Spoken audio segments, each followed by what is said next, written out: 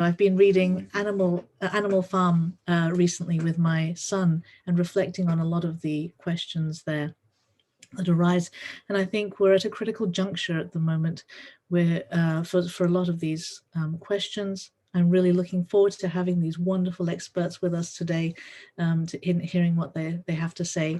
I'm going to hand over to Eva and Marine now, two junior fellows at the Global Research Network think tank's program on animals and biodiversity, to introduce our speakers. Thank you. Hi everyone and welcome. My name is Marine Lassier. I'm a PhD student in animal law at the Autonomous University of Barcelona, and I am lucky enough to be supervised by the inspiring Dr. Coulter, who is with us today, and to be also a junior fellow for the Global Research Network's think tank program on animals and biodiversity. I would like to start by thanking the outstanding speakers who kindly accepted our invitation to this roundtable on animal labor, and the viewers for attending and hopefully spreading this important issue. As you know, May 1st is traditionally a day of remembrance for labor-related struggles. We would like to take this opportunity to reflect on the work of animals and overcome the assumption that labor is a uniquely human affair. On this 1st of May, we think of all workers, human and non-human, regardless of their species. Animal labor has been relatively ignored by public policies and is largely absent from labor and animal welfare laws, yet it raises many important questions for the future of our relations with animals. So the challenge of this roundtable is to take a fresh look at animal labor, acknowledged and just as such, and made accessible to the general public to consider it from a social justice perspective. Labor can be a genuine site of interspecies cooperation and flourishing, yet this can be a site of extreme instrumentalisation and exploitation too. We hope to highlight the convergence of human and animal interests in calling for the recognition of the work performed by animals in the Multispecies Society towards their better protection. Hello everyone, and thank you Marine for this inspiring introduction. My name is Eva Bernard Kempers. I'm a junior fellow of the year in think tank on animals and biodiversity, and also a PhD student in animal law at the University of Antwerp. So I will shortly introduce the wonderful speakers before we will go into the discussion, which will be moderated by Marine. If you have any questions, please write them in the chat during the Q&A session, and we will select some of them according to the available time at the end of this discussion. So we are firstly honored by the participation of Dr. Charlotte Blatner. She is a senior researcher and lecturer at the Institute for Public Law of the University of Bern, and she earned her PhD in international law and animal law from the University of Basel, Switzerland. She's the author of Protecting Animals Within and Across Borders and co-editor of Animal Labor, New Frontier of Interspecies Justice. So we are secondly also very pleased to have Dr. Gilson Rocha with us today. Dr. Rocha earned a PhD in law from the Federal University of Bahia in Brazil. He's a professor at the Federal University of Paraíba, coordinator of the Observatory of Bioethics and Animal Law, and the coordinator of the collective work We and the Other Animals, Multispecies Sociabilities and Normativities, which is forthcoming. I'm delighted to thirdly introduce the brilliant Dr. Kendra Coulter. Dr. Coulter is chair of the Department of Labor Studies and holds a Chancellor's Chair for Research Excellence at Brock University, Canada, where she also teaches the unique courses Animals at Work and Good, Green and Humane Jobs. She's the author of Animals Work and the Promise of Interspecies Solidarity and the co-editor of the book Animal Labor, A New Frontier of Interspecies Justice. So fourthly, I'm also delighted that Professor Manisha Dekka has accepted our invitation to this roundtable to share her expertise with us. She's professor in London Chair in Law at the University of Victoria. Her research interests include animal law, critical theory, health law, and bioethics. She has just published a new amazing book, Animals as Legal Beings, Contesting Anthropocentric Legal Orders. Professor Dekker currently serves as director of the Animals and Society Research Initiative at the University of Victoria, as well as on the editorial boards of Politics and Animals in Hypatia. So finally, huge thank you to Dr. Dinesh Vadiwal, who we are lucky to have with us at this very early morning hour in Sydney. Dr. Vadiwal is a senior lecturer in social legal studies and human rights at the University of Sydney. His research interests include theories of violence, critical animal studies, and disability rights. He is author of the monograph The War Against Animals, co-editor of Foucault and Animals, and currently completing a book exploring the political relations between animals and capitalism. Now that you're all a bit more familiar with our speakers, I will give the floor to Marine to open the discussion. Yeah, thank you, Eva, and welcome everyone again. We are right on time to start this discussion, which will last about an hour.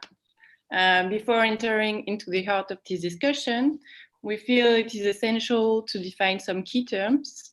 So, Dr. Coulter, would you kindly explain to us what these different terms, labor, work, occupation, jobs, employment mean, please? Absolutely. Yes. Thank you very much. First and foremost to Marine and Eva for their fantastic organizing work. And Marine is doing some excellent research in her own right on horses and their work lives. So you can look forward to hearing more from her in the coming year. Sincere thanks to all of you for joining us, and happy May Day. Bonjour, hola, hey, hey, to wherever you are, whatever time it is. I'm joining you from Southern Ontario in Canada, the traditional lands of the Haudenosaunee, Anishinaabe, and Lenape First Nations people, and really pleased to be here on May Day as we can talk about expanding our webs of solidarity to include humans, but include other species as well. I think defining our terms is an important place to start, and all of us speakers have been given instructions that we provide concise responses. I've been given a little more leeway on this one, but I'm still going to try to be pithy. And I will also just say I had dental surgery and I have this plate in my mouth, and it makes certain words a little bit more of a challenge to say. So I'm going to do my best to enunciate. And if I need to clarify anything, please just let me know. So in the labor studies and sociology of work and all of the folks who study work and labor as their primary focus globally from different disciplinary angles, there's really no consensus precisely about how we would define work or labor. There might be some scholars who are really adamant, about labor as a social process and differentiation from work, which is more about practical tasks or things like that. There can be different sort of theoretical or empirical approaches to these terms. So it's, I think that's helpful to have a breadth of terms, but it also can be a bit challenging. I tend to argue that we can use the terms work and labor fairly interchangeably, but that sometimes we need to further subcategorize. And for those of you who are familiar with my work, I've done this in a few different ways. And I think when we're thinking about animals, it's useful first and foremost to recognize two broad clusters: work that is mandated by humans and work that animals initiate on their own. So I think in particular today we'll be focusing on work that's mandated by humans, and it probably does warrant the most political, theoretical, ethical policy attention overall. That said, and I think in the next question I'll talk a bit more about a broader approach to animals' labor, human actions, and particularly profit-driven actions, human behaviors, human infrastructure, still has a fundamental impact on kinds of labor that animals might be wanting to initiate and engage in on their own. So humans are always part of the picture and shaping it for animals, just to different degrees. It can also be useful, I think, to think about formal and informal work. So formal work refers in particular to the sorts of things that we might be assigning to animals to do. Informal work could point to the things that might be, they might be choosing to do, or what I've called voluntary labor. There's one other human in the house with me and two other canines who may at some point feel the need to do some protective work, and you may hear them barking, for example. So that would be an informal kind of work that they may be doing. But I think when we're talking in particular about formal work, formal jobs and occupations, I think that's useful, that there are animals to whom we have assigned jobs. That job might take place in the private sphere, working for someone directly. It might take place in the public sphere, working in organizations, working in businesses, the public sector, the private sector, etc. So I think it's useful to sort of unpack. And then I have found labor process theory can be quite useful if we want to further subcategorize. So we might want to talk about care work. We might want to talk about communication work. We might want to talk about emotional labor or emotion work, those sorts of things. I think it's helpful to pause and sort of be a little bit more precise. And I expect folks in the roundtable and folks who are listening and watching today use the term slightly differently, and that's okay. That it's just useful when we specify what it is specifically that we mean and what we're referring to, so that we have some clarity. And I don't think the term working animals is particularly useful, because, you know, as we sit here on May Day, we know that all mothers are working mothers. I will argue that all animals are working animals. We need to say something a little bit more specific than that. Yeah, that's true. We usually tend to categorize them, especially in the law, as working animals, although actually it might not reflect what animal labor is. So you can guess my next question, and thank you so much for this introduction to the work vocabulary. It seems so challenging. So I would ask now an obvious question for today's roundtable. What is animal labor, and do certain or all animals work? And what occupations do the animals typically hold in a multi-species society? So I would like to ask Dr. Coulter and Dr. Rocha's opinion on that, please. So I argue that all animals engage in labor of some kind, or virtually all. That part of the challenge with defining these terms is that most studies of labor have been anthropocentric, so focused on humans.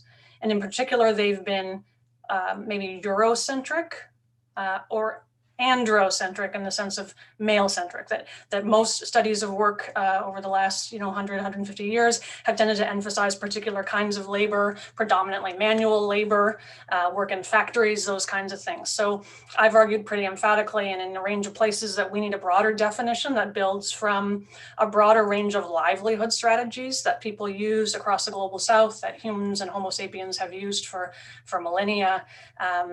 That building on anthropological research, building on feminist research, building on decolonial research, that big W work in factories is only one small piece of a much broader picture. It's never even captured the breadth of human work. And it certainly doesn't capture the breadth of animal work. So, for example, I argue that we need to recognize wild animals' engagements in subsistence labor.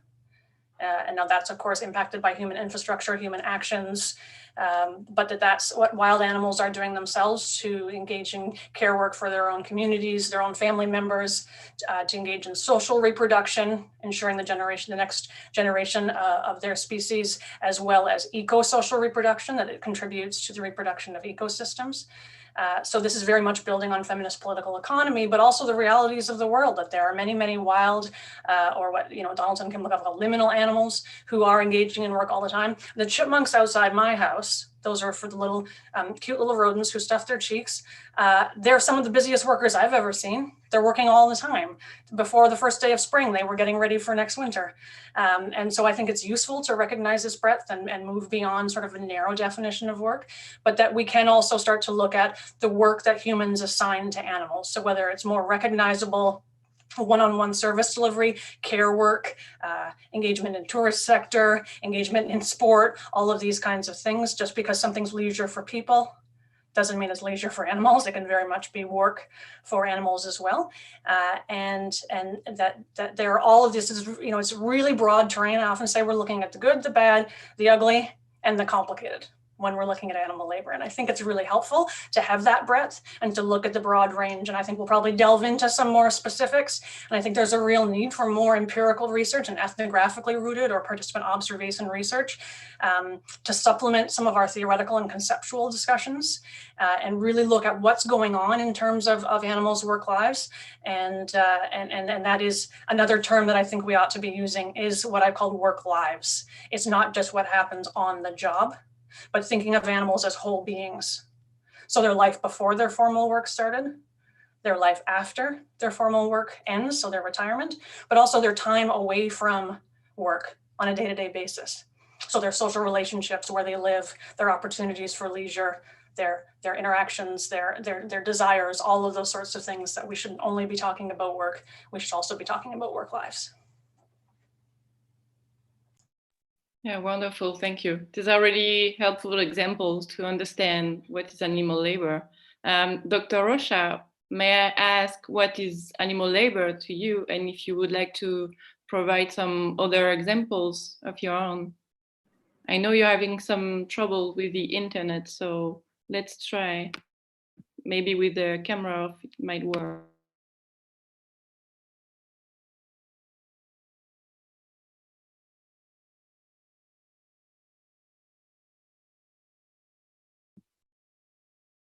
Well, it doesn't seem to work. If anyone wants to add a definition of animal labor of their own, or provide a few more examples, otherwise we can go on and to the next question.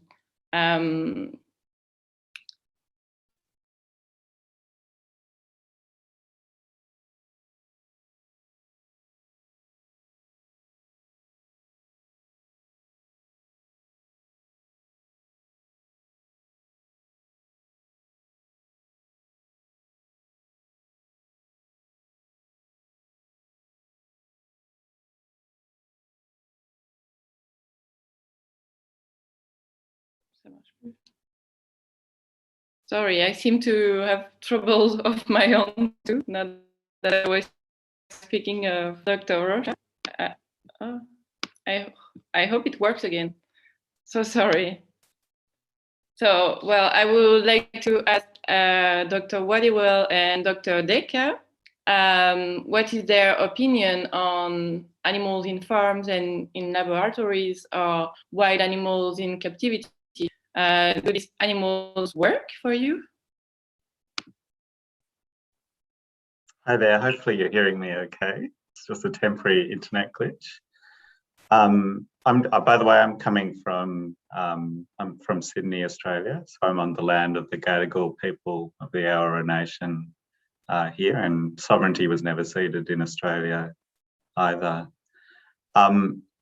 I guess this is a really interesting question. Do animals in food systems or in laboratories work? And as Kendra indicated, this is the kind of mandated labour that I think is part of the focus of what we're doing today. And it creates a particular human-animal relationship. I guess lots of people would say an animal in a food system, so an animal in a factory farm or containment system who potentially spends their life in a cage and is fed to grow to the right size to then be used for food, most people would say, well, that's not labour. It doesn't look like labour. And I think this reveals a kind of misconception about what labour is about. Firstly, I think it reveals a conceptual problem with how we think about labour, and that goes back to probably some modernist / Marxist, even masculinist or androcentric, as Kendra suggested, conceptions of labour. So we often have an idea of labour as the human works on a resource that's separated from their own body. And through this activity over time, this produces something new. And that's what labour is about. This, of course, creates the misconception that when we look at something like the food system, the global food system, that it's humans that are doing the work on animals to produce something. And so we miss the fact that animals are doing something in that process. There's been a lot of development in labour theory since. and particularly feminist labour theory, which has highlighted the way that the body and quite intimate internal bodily processes are central to labour processes. So I think Kendra talks about this in her book as body work.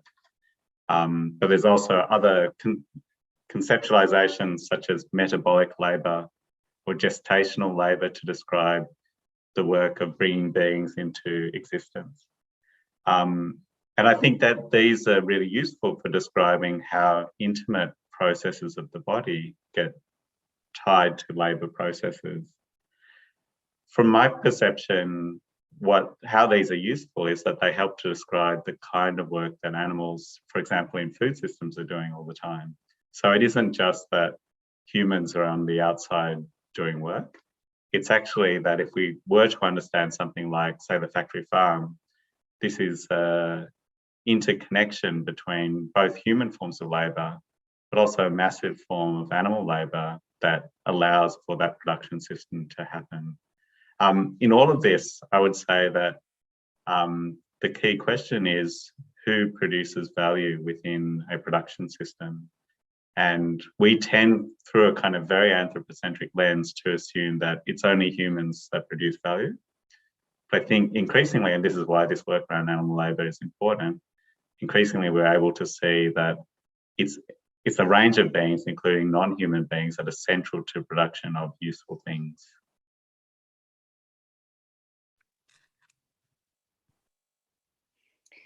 Yes, thank you, everyone. Hopefully you're hearing me as well. Thank you, Marine, Yuriko, and Eva. I'm Manisha Deka, and I'm coming to you today from what is known as Victoria, British Columbia, Canada, but it's really the human lands of the Lekwungen peoples, the Sangis, Esquimalt, and Wasanich nations. Thank you, Dinesh, for opening that answer. I would add, yes, definitely, for all the reasons that others have mentioned, that animals are, and farmed animals, laboratory animals in laboratories, very much using their bodies and their minds to kind of produce value for humans, for corporations, for other persons' purposes. So perhaps to get just into some slightly more granular details, you can really see this for farmed animals if you think of the work that the female animals are doing, and those animals are identified as female, who are then forcibly inseminated, who gestate another animal or animals inside them, and then, as we say, for human females, labor, right, to deliver them. Then they have to go through the emotional labor of the trauma of losing their children, and then perhaps even put to further work, if not going through that cycle again. So a really, I think, powerful example is to think of cows used for dairy, who are, hooked up to robotic milking machines in industrial agriculture. But if you just even think, even without the robots, and you can kind of, just see the work that is done in lactation itself, right? Regardless of what type of mammalian species you are, it's an enormous amount of work in terms of physiological processes. I know that, when I was pregnant, it was definitely a type of work to nurse, although it brought me great joy to be with my baby, right? And I would definitely have called it work in the legal sense, not to mention so many other things, theft, assault, exploitation, had I been trapped in some type of non-consensual system where another individual, a corporation, was forcing me to nurse and then taking my milk for profit and then denying me my baby, killing my baby. I mean, it's a lot that we're asking for animals in these farm systems. Also with laboratories though, right? So you still have the animals, they're used for their nurturing capacities, relational capacities, again, their physiological processes, their brain functioning, just like the farmed animals, although, there are different degrees of pain in various experimentations. There's certainly stress and discomfort in conditions of captivity, not to mention pain and trauma that can follow. So none of that is voluntary in the social or legal sense of the term, right? It's labor that is critical for industries who are not even basically viable themselves without massive government subsidies to continue to function. So I think it's imperative that we see that labor that's typically invisibilized. Yeah, thank you. So actually concepts or notions that seem to be relevant when we discuss animal labor seem to be the questions of consent and of agency of the animals. And what we are, I believe, all concerned about is the suffering, and if the balance, like the concept developed by Dr. Coulter of a continuum, if there is more suffering than joy in the work. So how about, we've discussed farm animals, but how about the animals used for research? Are they workers or are they simply tools? And what about wild animals? Are they working with humans or are they not? Dr. Rocha, if you are back with us, maybe you would like to answer that, or any of our speakers, you're welcome. Let me see.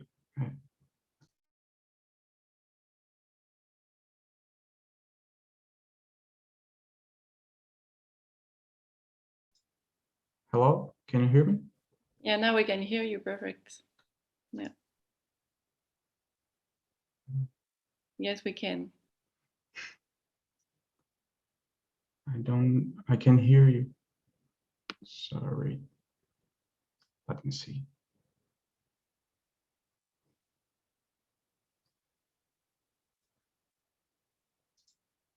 Sorry, Marine, I didn't hear your question. Could you repeat, please? Can you hear me now? We're so sorry for the... Yes. Well, I was saying that the discussion about animal labor seems to imply notions such as the consent of the animals that are supposed to be working with or for humans, and the notion of agency, and most importantly, if work implies suffering for these animals, like where do we draw the line? And are animals used in research working, for example, or wild animals held in captivity, are they working? Okay, thank you. And so sorry about the internet here. I understand the category, the analytical category labor, as the situations or activities that imply taking a position in the world that refers to disposition of physical and or intellectual commitment to perform a certain task that has repercussions in the current economic system. In this way, animal labor can be conceived as or understood as the activity performed by animals in the context of multi-species encounters, which produces an economic functional impact and for the animals themselves, but for us too, human animals. In this sense, I see a connection between animal labor and a human production system, which is usually configured based on a human imposition on the animal with the lack of consentment. In this sense, we have to recognize that in our societies, most animal labor is performed without consentment and is human forced, based on physical and symbolic violence. But we also can visualize animal labor dissociate from the human production system. That is, the activities carried out by animals communities in their own habitat in nature. Here, the aspects of collaboration and solidarity at work can be emphasized. And so, if we think about work in human terms, we also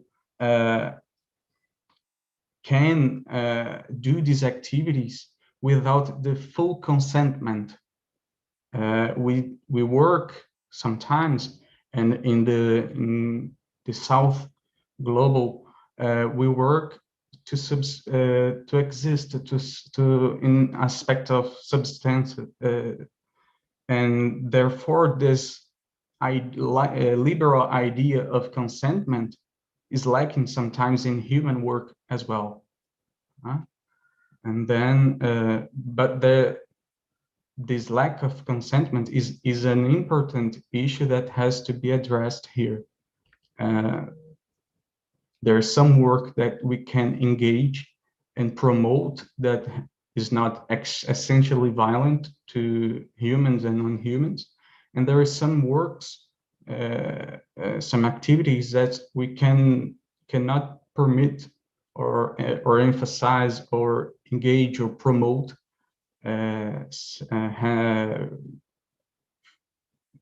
because there's an essential violence, symbolic and physical violence in these situations.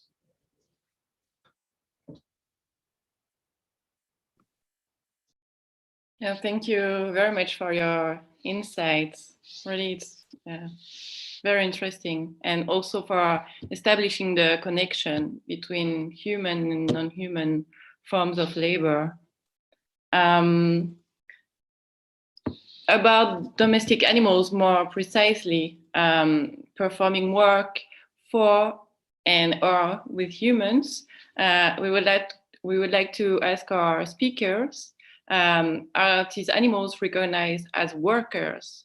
And what is the legal status of the working animals? Sorry for using this term, if any. How are they considered within labor relations that they clearly establish with humans? Dr. Blatner, Dr. Deca, and Dr. Rocha will be very grateful for your input on this question of the legal status of the animals who are working in the human-animal society. Thank you so much, Marine, for handing me over this question. Can you hear me? All right. Hi, everyone. My name is Charlotteblatter. I'm zooming in from Bern, Switzerland. So, Marine, back to your question of whether at least some domesticated animals work. I think going back to what Kendra skillfully displayed in the beginning, that depends on one's definition of work. And here, we need to recognize that there are different disciplinary approaches to work. So an activity recognized as work in the social sense, for example, does not necessarily count as work in the legal sense. And as a lawyer, I want to speak to some of the legal aspects of that. So if we take a comparative approach to labor law, it's clear that almost no country on this planet explicitly recognizes most domesticated animals as workers and applies their laws, so labor or employment acts, to them. But there are two well-cited examples that are worth mentioning, so exceptions to this rule. And one is the Nottingham police awarding a pension of £500 to all police dogs upon retirement. So they recognize them explicitly as, and I quote, officers in their own right, unquote. And that has been in place since 2013. The other example is a ruling by the Norway Supreme Court of 2008, in which the court determined that police dogs are public servants under the law. However, with these two exceptions, and clearly they're domesticated animals affected by that, but we're not talking about lab or farm animals as just discussed. So by and far, legally speaking, most animals are still not recognized as workers. And if we're being honest, regardless of whether we term the activity that they do work or whether we consider them as workers or not, whatever they do and contribute to our shared society or are forced to contribute to it is still not being recognized in any sense at all. And this lack of recognition that animals experience as workers is something that they have in common with many, many others. So it can be migrant workers, domestic workers, temporary workers, etc. Current laws often do actually exclude from protection those who are most in need of them. So they define and categorize workers in an overly narrow manner to deny them the status of a worker or an employee. So there are differentiations here too. And they bereave them of respective protections, rights, labor rights, important labor rights, employment rights, but also access to justice more broadly. And these exclusions are part of a larger misclassification crisis in labor law. And many scholars here argue for a so-called purposive approach to labor law. So they say that the actual purpose of the law is to actually provide safeguards for those who work and are vulnerable in different times of their lives, be it vulnerable in times of illness, accidents, unemployment, pregnancy, etc. And so the question emerges, why does labor law not also come to the aid of animal workers? And I think the most compelling and pressing case to be made here is that we should take at least a species neutral view about who contributes to our shared society.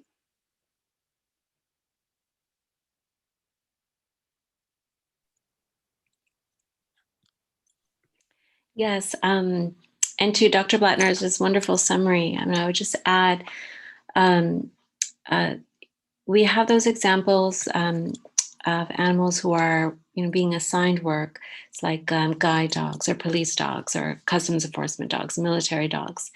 And we may be, even though there's so few exceptions, as Dr. Blatner mentioned, legally, where they're formally recognized as workers and given something like a pension, right, or seen as classified as a public servant, perhaps socially, some of us can see those animals in those spaces because they're so formalized and structured, even though we're not really valuing what they're doing.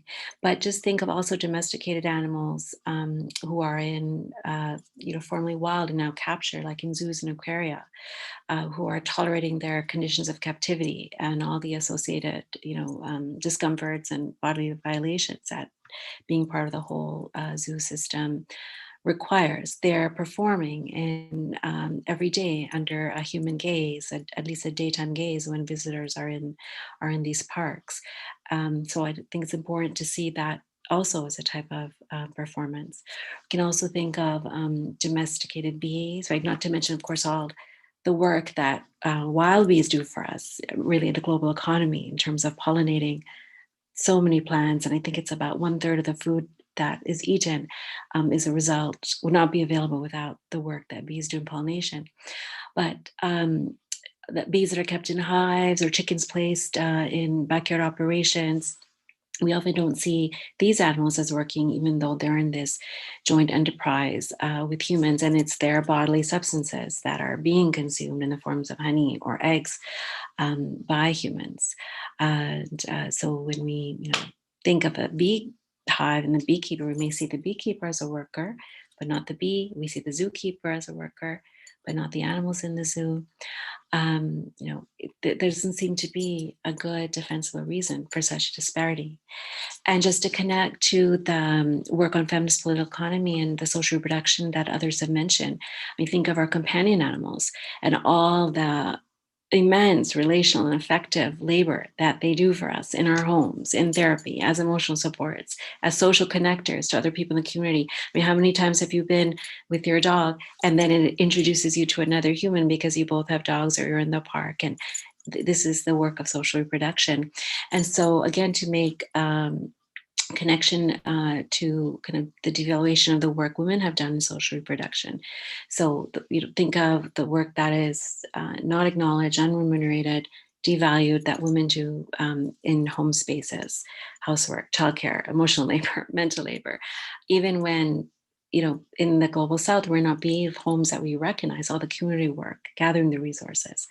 This is labor sustaining a joint family enterprise, right? Whether it's paid or not. And so the companion animals, and certainly all the other domesticated animals, are in similar position of having their labor discounted and visibilized. And they're not necessarily even voluntarily part of any joint enterprise in the first place.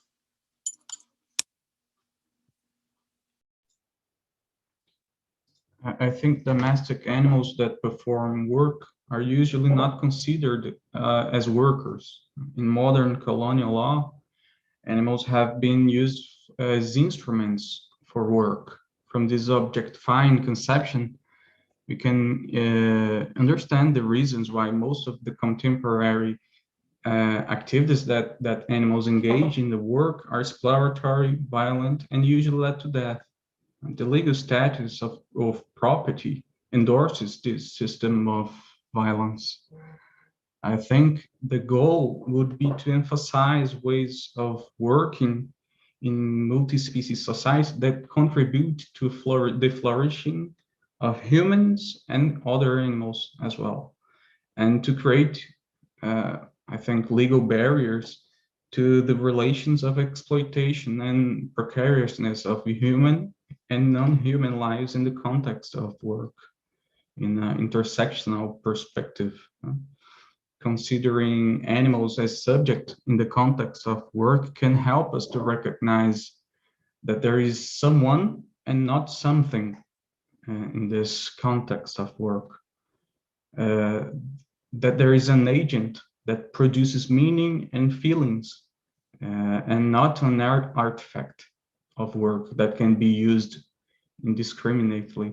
Consequently, their interests must be taken into account seriously, including their acts of resistance in the field of work.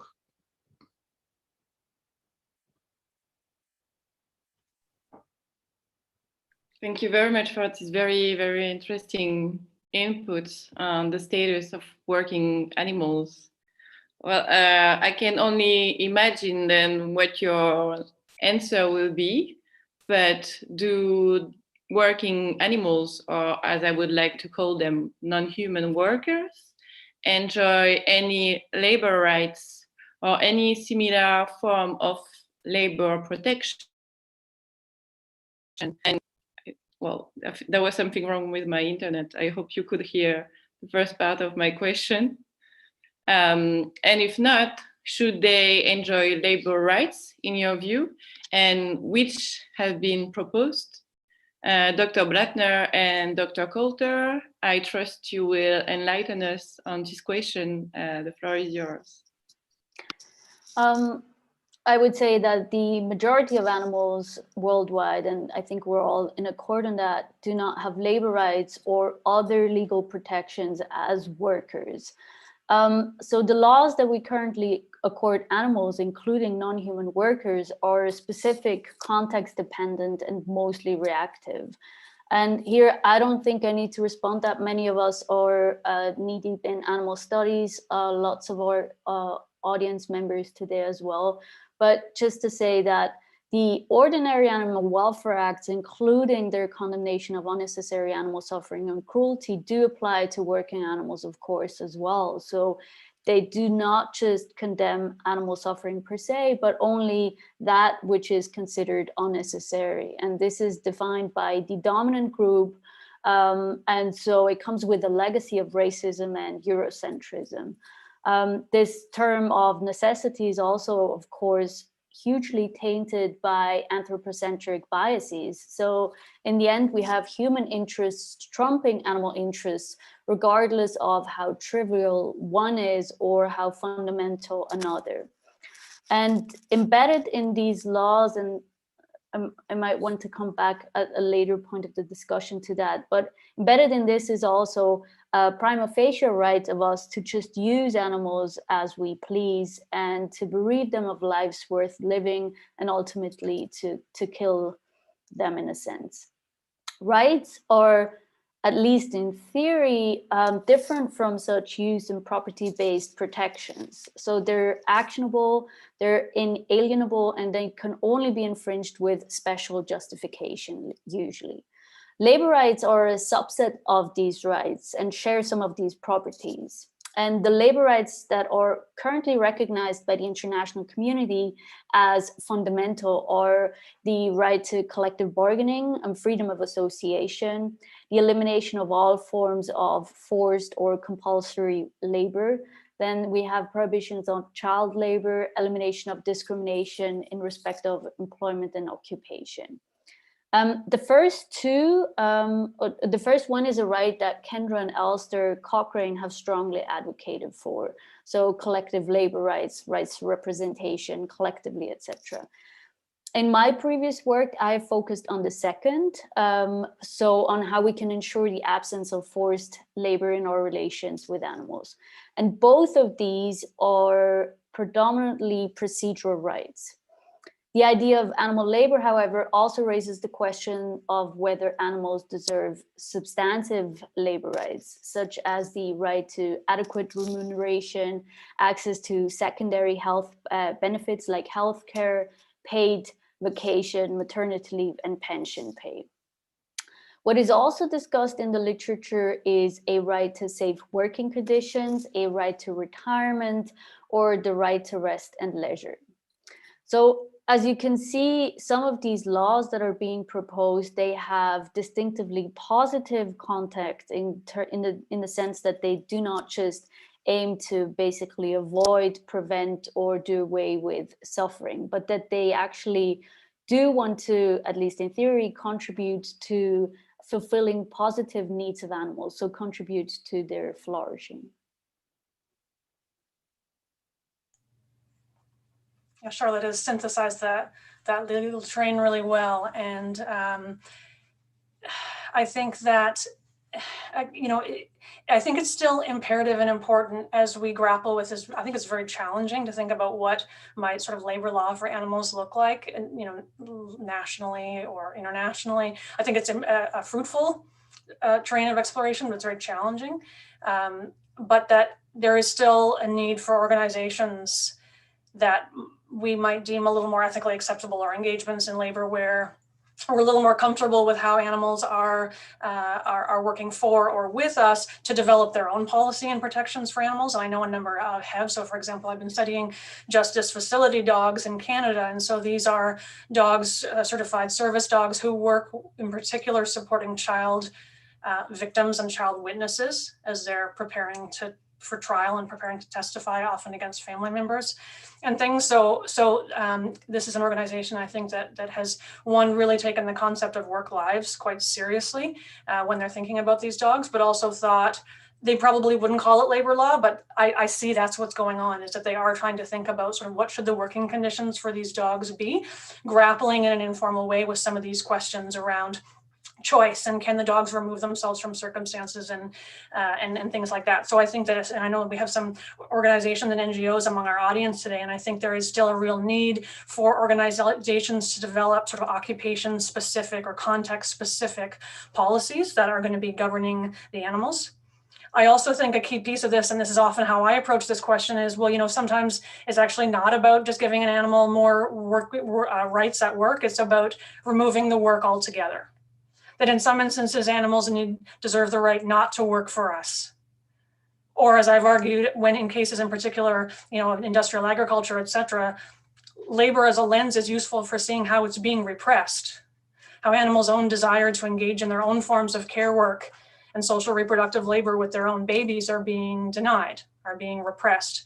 And so in those instances, I would argue what maybe we should be arguing for is animals' rights to engage in their own self-initiated and self-controlled forms of labor for themselves and for their own kind, not for us at all. So sometimes what we're talking about is not, let's just give you more rights, but the right you need is not to work for us.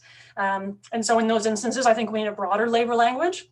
That's why I've proposed the concept of humane jobs, which is how can we develop areas of work that benefit both animals and people. And that's, I've written about that extensively. I can't summarize it in, the 30 seconds I want to try to just wrap up in here, but that sometimes it's not about fixing, it's about replacing.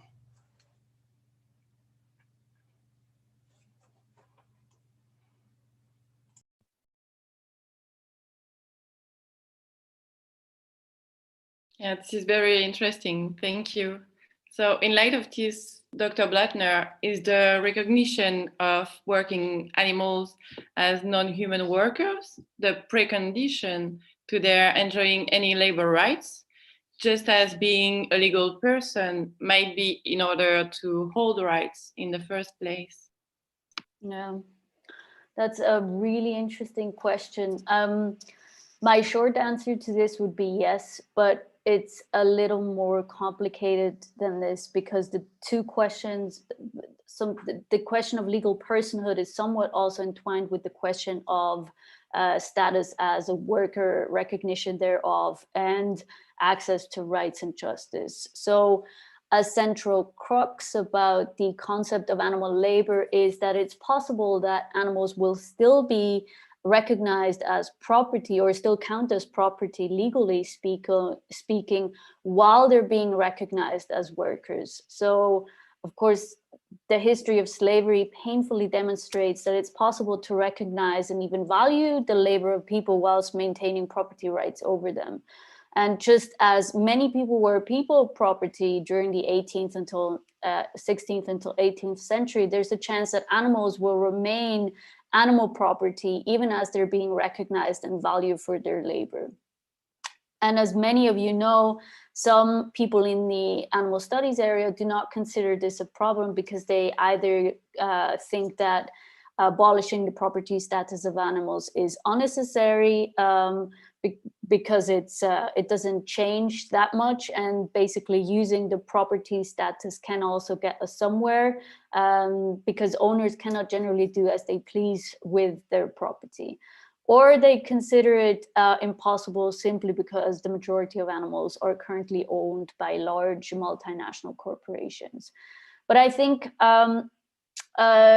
there's value in considering what the pitfalls are of going this strategy.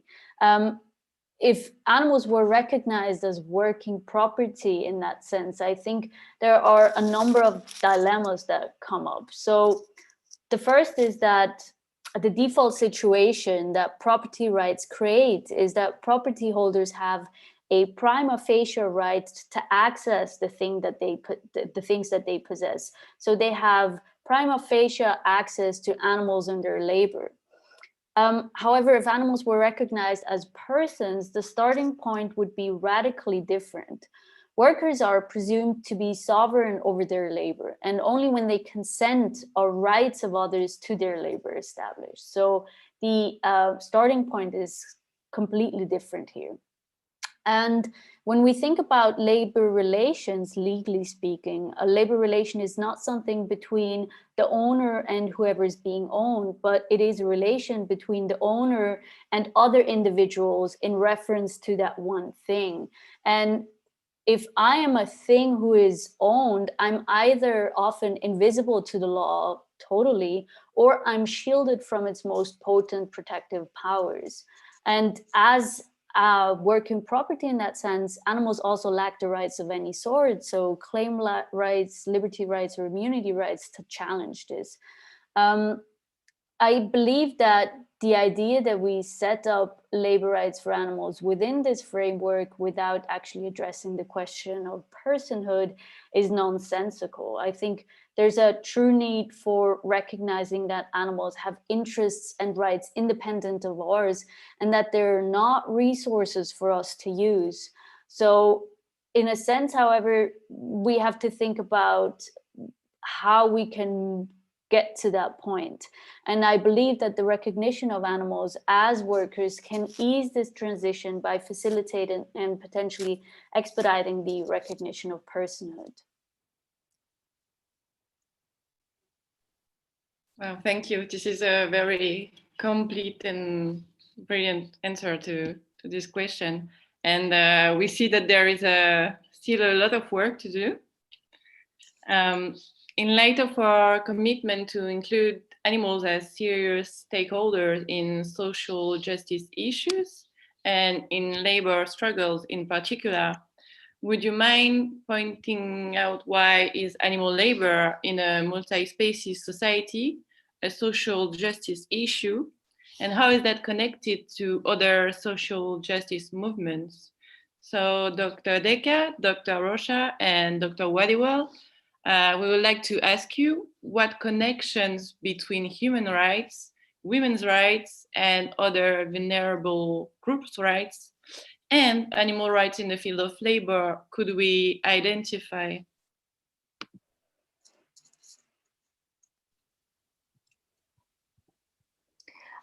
Yes, thank you.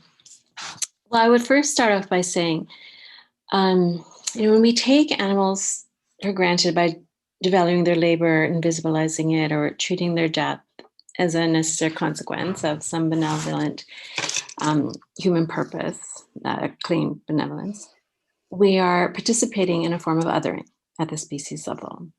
So this is a form of speciesism, right? That is based on human exceptionalist thinking, or at least a belief that humans occupy a higher position on the social order, and so can put animals to their purposes. But if we want to aspire towards a society that respects not just more than humans, but also sees itself as, open to expanding, thinking of justice in a very capacious way, then it seems that valuing animal labor has to be part of this equation. The position of valuing animal labor and not exploiting animals is definitely, I would say, connected then to other social justice movements for that type of principle of having a capacious view of justice. But also, if you look historically and even think in terms of present day dynamics, you will see so many points of overlap and mutual constitution. So many other movements are aiming to combat, right? Interhuman discrimination and hierarchy based on race, gender, ability, religion, class. And many of those working in those campaigns often assume there's no link to animal issues, but there are. So how can we see this? A primary one happens at the conceptual level. How is sexism or racism, for example, historically justified? When we look at those texts, when we look at that discourse and see that history, we're going to see strong animalization associations, right? Kind of logics of dehumanization, of animalization. Basically, certain groups are said to be closer to animals, are not really human, and so deserving of their subordination, marginality, oppression. Even today, this occurs, perhaps less explicitly, right? Most of us don't think of racialized peoples or women or those who are cognitively impaired as non-humans or more animal-like. But the associations of certain humans with their bodies, which fuel the animalization, is an underlying component of animality that persists. So as long as our idea of the 6-letter word animal, right, or animality continue as dividing lines or as markers, right, for differential treatment within labor or otherwise, you have, as so many scholars have argued, and also those on the panel here, that the specter of dehumanization, animalization just remains available to infect other social movements as well. But I also want to emphasize that we really see the connections across social movements at a material level. So it's not just a conceptual abstraction about tropes of animality or the animal. So if we think of some of the most precariously positioned human laborers, right? We can think of migrant farm workers, slaughterhouse workers, those who have to, retrieve animals, poach animals for the global exotic pet trade from high up on trees, from the depths of forests, rivers, those who are held captive and toil on commercial fishing vessels today. Right, there's such an intimate closeness to the animals exploited in these industries. Both forms of underpaid or not paid labor, although of course differentially positioned and not identical, are still sites of devaluation, right, of the bodies performing that labor. And it's part of what enables the animal use industries to enjoy whatever profit margins they do, sometimes enormous, sometimes subsidized by government. But it's the logic of certain lives as worth less that permeates this entire system. And that logic is profoundly shaped by the concept that mentioned earlier of a conceptual division between animal and the human.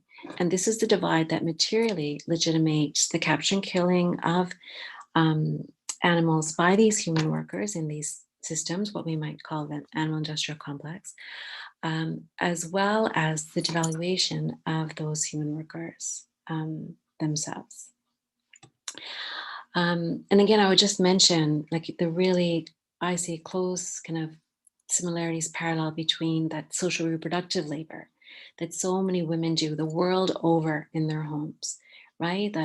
So obtaining clean water, the housework, the garden work, the childcare, the emotional work, carrying the mental load, that's not remunerated. It's still labor sustaining a joint family enterprise, whether it's paid or not, right? And how does this disparity go on across generations, right? We know it's historical and we see it today, right? In all countries. So a good argument is there to say we naturalize it as women's work, going back to ideas about what women are good at based on their biology and perceived natural skills. And we learn that code at a very young age, I would argue. And this gendering, right, that is so pervasive, I would also argue has at its root an affiliation with how we perceive animals and how we perceive the affinity between women and animals.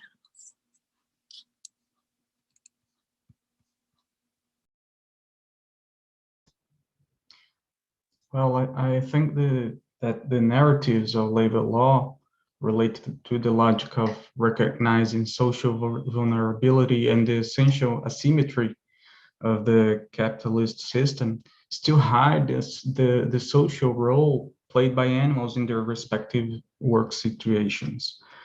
The work situation affects humans and non-humans' life in an intersectional way. The process of job insecurity affects humans and non-humans, artificial and natural environment, and by affecting them, compromise the integrity, capacity for replication and renewal of the community in a structural way. This is a strong intertwine of the lives of human and non-humans animals in the context of work, which has an impact on the physical and mental health and quality of life of these workers. Thus, issues of race, class, gender, religion, and species must be thought in an interconnected way. Minority communities are subject to the same system of oppression. In this way, vulnerabilities must be perceived in a connected way, and before them, we must promote protections devices. That's why I think animal labor can be perceived as a social justice issue in a broad sense.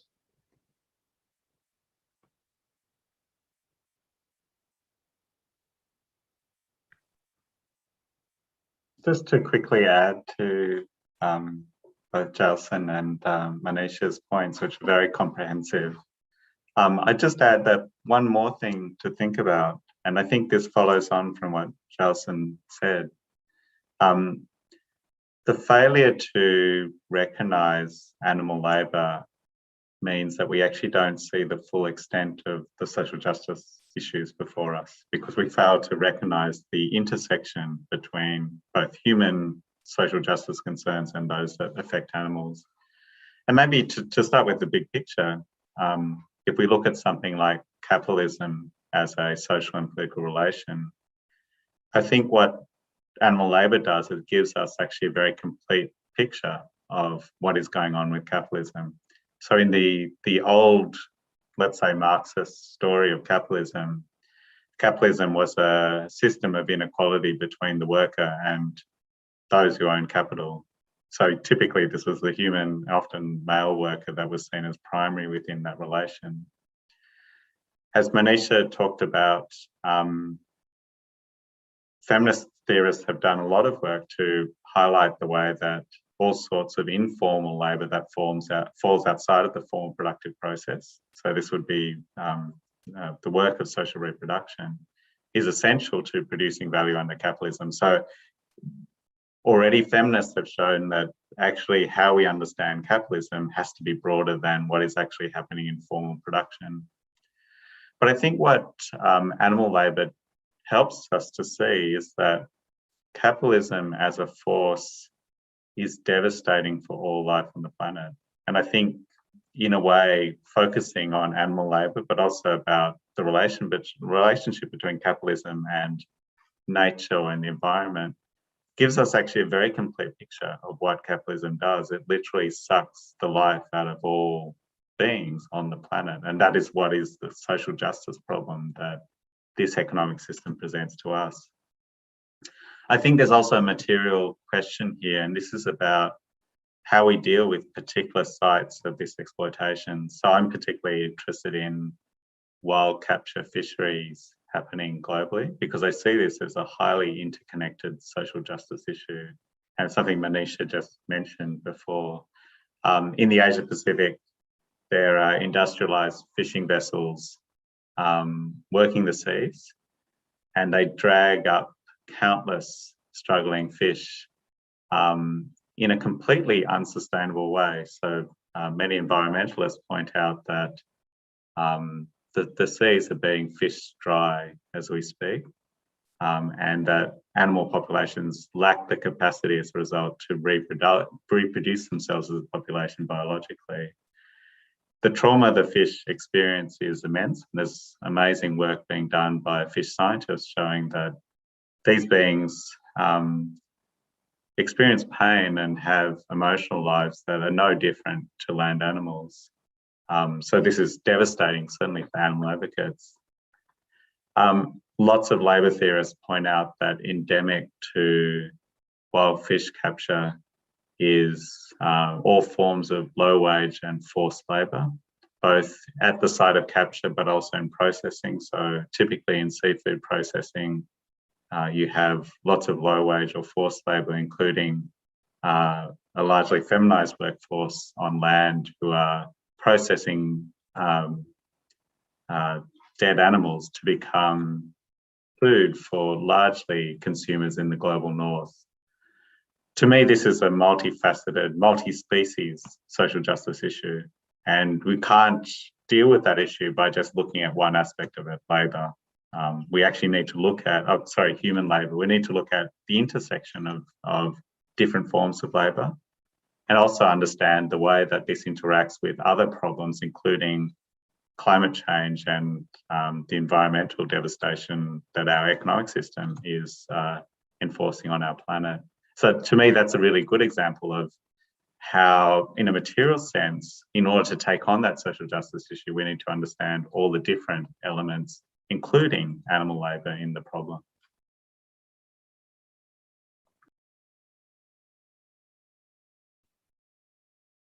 Well, thank you very much for these clarifications and for providing such a complete picture. To end this fascinating discussion, we will conclude with the notion of interspecies justice that is driving us. So what is interspecies justice, and can labor be a site of genuine cooperation that will allow certain animals to flourish, and how to foster human-animal labor as a site of interspecies justice? Dr. Blatner, Dr. Coulter, Dr. Rocha, would you like to conclude on these notions and challenges for the future of our relations with the other animals, please? I think we do a lot by making transparent what our objectives are with the project of animal labor in that sense, and by explicitly saying that we're working toward a just interspecies society. I think we're at least defining an end goal, however diffuse it may be, but a normative direction towards which we're working.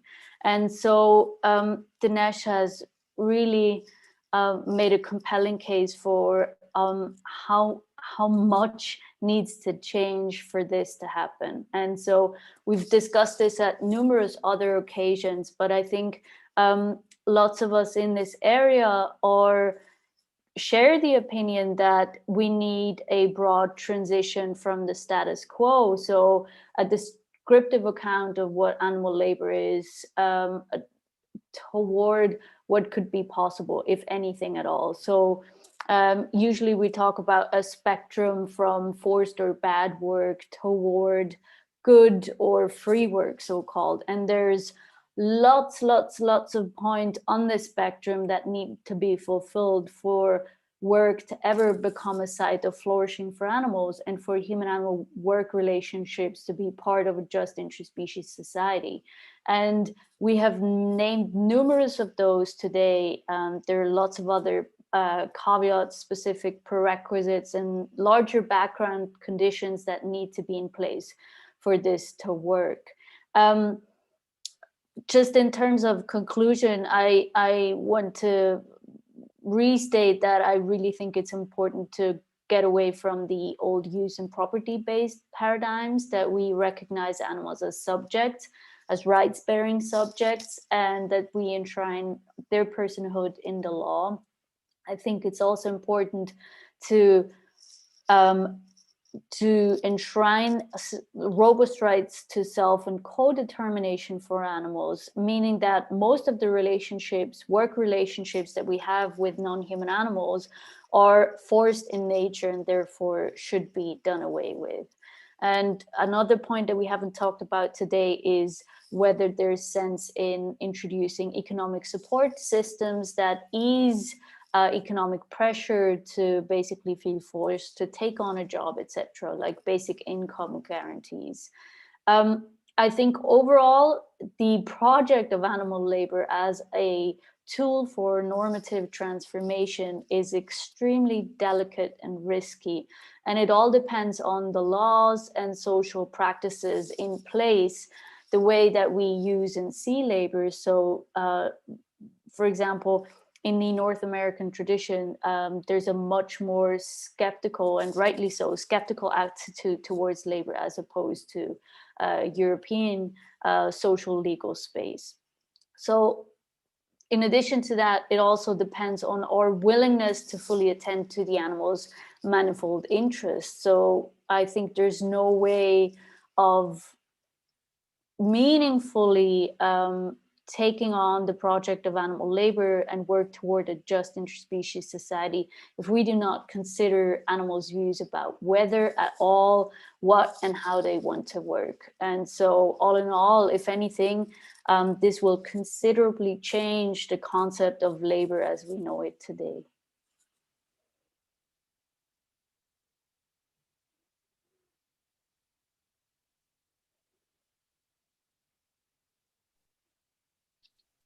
Yeah, Dr. Rocha or Dr. Coulter, would you like to?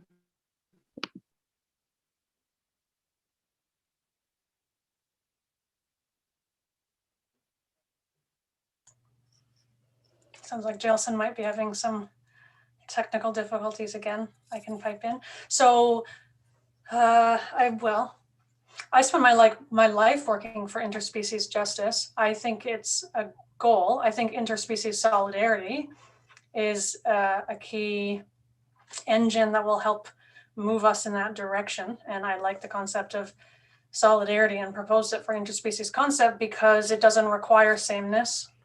It allows us to enlist terms like equity to recognize difference, that you don't have to be identical. We can see commonalities, but your struggle is different than mine, but I support you and yours. And I think that's very useful in an interspecies, multi-species context. Work is so challenging. Work is everything. Work is beautiful and hideous. It's much more complicated. It's part of life at this point. I think the answer to this question depends in part on, are we giving a very aspirational or a utopian answer? I love being in that space. It's so hopeful. And then I come back to reality and I feel the need to generate more practical, immediate solutions given the urgency of so many situations. I think our ideal multi-species just world would be so much more sustainable and healthy and respectful for all species on Earth, including our own. And there would be far fewer animals. They'd be happier, but there'd be far, far fewer of them. There wouldn't be factory farms, and it may be the vegan capitalists through cultured meat and dairy who take us closer to that direction than we might have guessed. So these are very, very challenging questions. It's a very depressing time in a lot of ways. It's a very scary world, even more so than it has been. I do hope everyone is doing okay out there, and that we really need to be grappling with concepts like One Health, understood in a practical sense or understood in a much more robust sense of how do we link the well-being of the planet and all of its inhabitants, all of the different species. So I would like to see a world with humane jobs and with interspecies solidarity and with interspecies and multi-species justice. But can animals work? Can animals engage in work for us? I cautiously say yes, in very particular circumstances, very particular kinds of animals, very specific kinds of jobs with certain localized and larger protections in place for them. That's itself another hour or 2 hours that we don't have time for. But maybe since it's May Day, and this I think is a fairly global term, but it certainly was originated, as far as I understand it, in the United States, and it's the idea of bread and roses. And on May Day, we really recognize the need for bread and roses, which is that, yes, we need the material basics of life. We need our needs to be met, but we also need beauty. We also need joy. And I think that same is true for animals. And so when we're thinking about animal labor, let's keep the concepts of bread and roses for all in mind.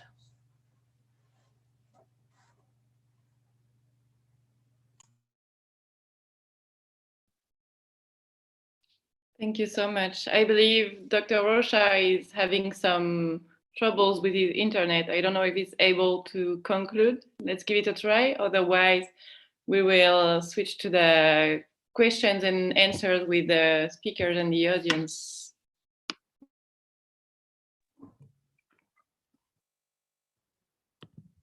Okay, I think we will go to the questions now, since Professor Rocha is not speaking. First of all, thank you all, because it was very enlightening and I learned a lot. And I think many of us learned a lot of new things. We will ask some of the questions and comments that were raised by the public. And we are sorry that we cannot ask all of them because we have limited time with 12 minutes left. I will ask first 2 questions that are asked through the YouTube live stream. We cannot see you, the YouTube viewers, but we know you're there and we are also very grateful for your attendance to this event. First of all, a question is raised, why isn't it anthropocentric to transpose the human concepts of labor work onto what animals are doing, especially in the wild? And then a second question, given the history of animalistic tropes in racist thought systems about workers, how can we incorporate animals in discussions on worker rights in a way that best avoids marginalizing human workers? So I think they're both quite thought-provoking. Is there one of the speakers who would like to comment on one of these questions? Maybe you could raise your hand.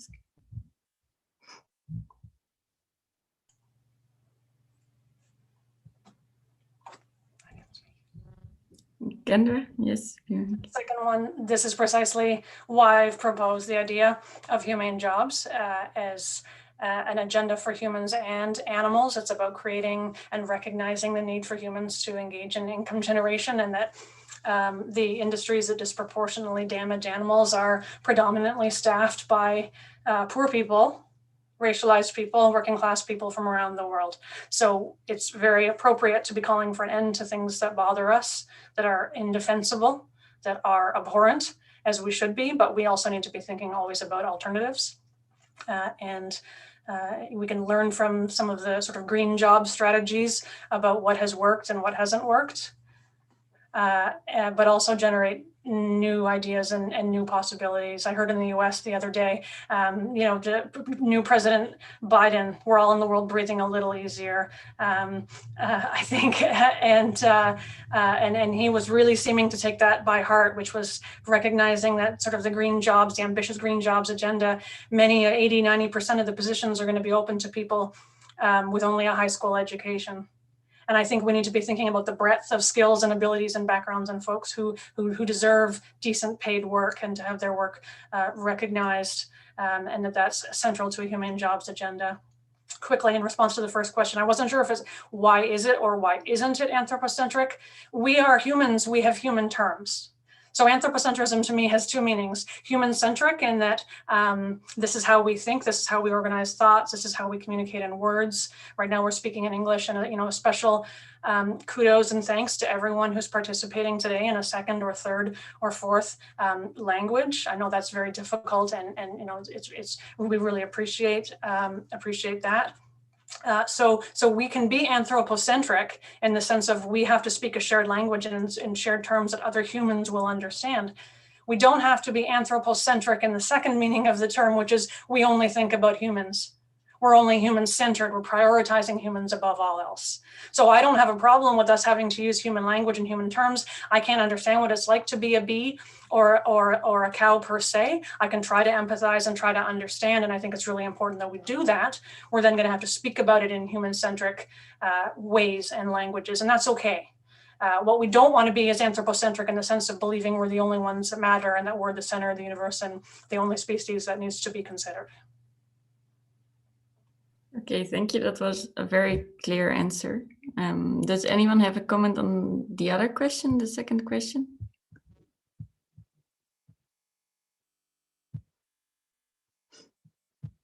Otherwise, I will go to some. Oh, Manisha, you wanted to say something or no? Oh, no, just, I mean, what I said earlier, but really like, and what others said earlier, that it's not possible, like we are in a false mindset when we think it's possible to make inroads on human justice claims by excluding animals.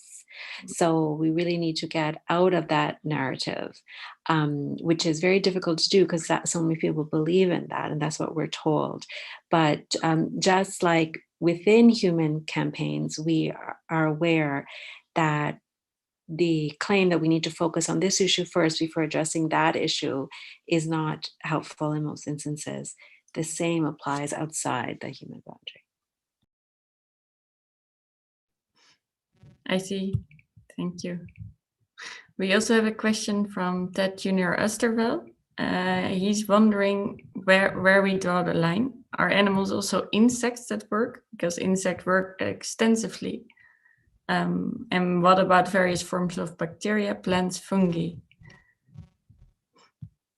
Does anyone have an answer to this? Kendra? Yeah, well, I would encourage you to read my work on ecosocial reproduction. As Manisha mentioned, I write about the work that bees do extensively and how they're subsidizing the entire human existence through their labor. So yes to bees. Bacteria, etc. Interesting, tricky, challenging. I would simply say this: I think our priority needs to be the animals that we define as sentient. Now, I know sentience is itself a little bit of a contested concept, but I think animals who are sentient should be our top priority. Okay, thank you. I fully agree. Then we have Tamara Keuler, who is asking whether we could further develop the Würde der Creator in the Swiss Constitution to give animals more rights faster. Maybe Charlotte, you could say something about this notion? Sure. Can you hear me? Good. The dignity of the creature is a provision in the Swiss Constitution that was introduced in 1992, and it was basically introduced as a means to stop gene modification more generally as it applies to plants and animals. And gradually it turned into more of an applied concept for dignity for animals. And right now, protecting animals' dignity is the main purpose of the Animal Welfare Act.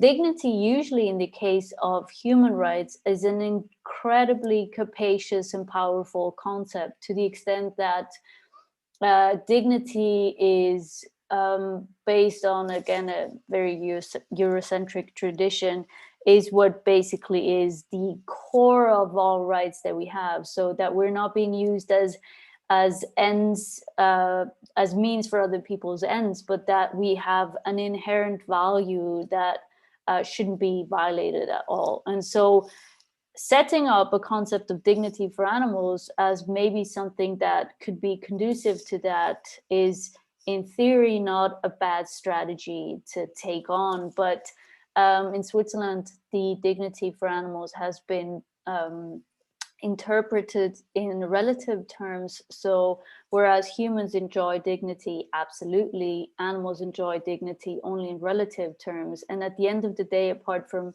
one really great ruling from 2008, dignity of animals has thus far not changed much. It's been used right now in a case that is becoming to be known internationally, primates rights case. So an organization that wanted to set up rights for primates, and dignity of animals is the basis for that. But we'll see how far this gets, because next year Swiss people, for the first time ever on this planet, as the first people in the world, can vote on whether at least some other animals, so non-human primates, get to have basic rights or not. Okay, thank you very much. Very interesting topic as well.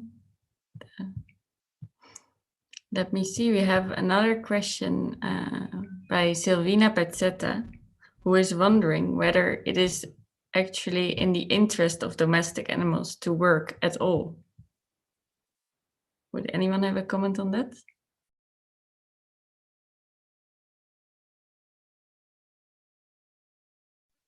Can I quickly say something about this? I think it's a very good question, because we should be mindful about interpreting animals' actions and desires. However, it's also a difficult question to respond to. If you think about it, ask the question to humans. Do humans really like to work? I think that's really, really difficult to say in a generic sense. Depends on the type of work that you do, depends on the economic pressure that you experience, depends on the background conditions, depends on your skills and interests and your attention span, and so many things that is an answer that cannot just be given just like that. I think research more and more shows that at least some animals enjoy completing some task or learning new skills, or at least that they engage in community work as well with one another that they like to take on. And then it's a question of, do we recognize this as work, and is there a way of increasing the instances where they experience flourishing at work and abolishing the instances at work where they suffer. Would I be able to add something there to summarize? Thank you very much, Charlotte. In a sense, that's the social justice challenge before all of us, is how do we think about building societies that enable flourishing for all beings? As part of the activity that you're engaged in, this activity produces flourishing for you and others. And that to me is the big social justice question behind this.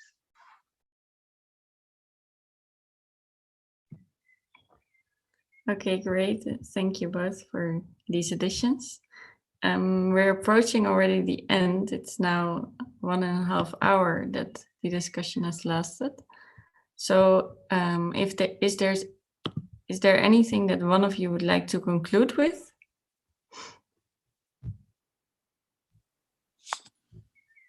Yes, Manisha. Yes, just to echo kind of the underlying comments, I think, of everyone, and what Charlotte had also mentioned, really do think that legally the property status of animals has to change to something that is the equivalent of rights protection, if not rights protection.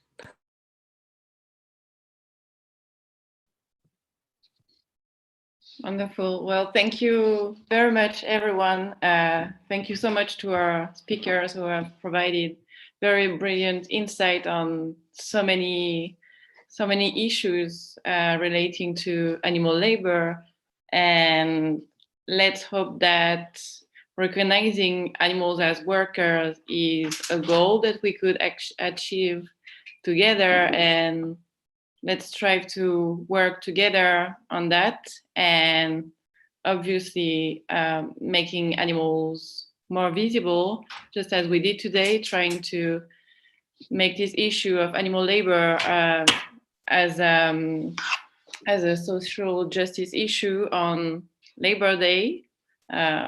We try to make the animals that are working every day, everywhere, for us, with us, or on their own, visible. And yeah, let's recognize together the animals as valuable and esteemed workers in the society. Thank you so much also for attending this roundtable, and please share it with your family, with your friends, with your colleagues, and don't hesitate to continue the discussion in the comments. Thank you. There's been so much intense conversation over in the YouTube live stream and some great connections being made. In this short time, there are so many vital and thought-provoking issues that today's discussion has brought up for us. And it seems to me that this is just the beginning of an interdisciplinary, cross-societal, global conversation. So please stay in touch with us by joining the Global Research Network at www.grn.global. And we'd love to invite you all back to a wider conversation at a follow-up event. Thank you again to all our brilliant thinkers and to our audience for coming along. See you soon.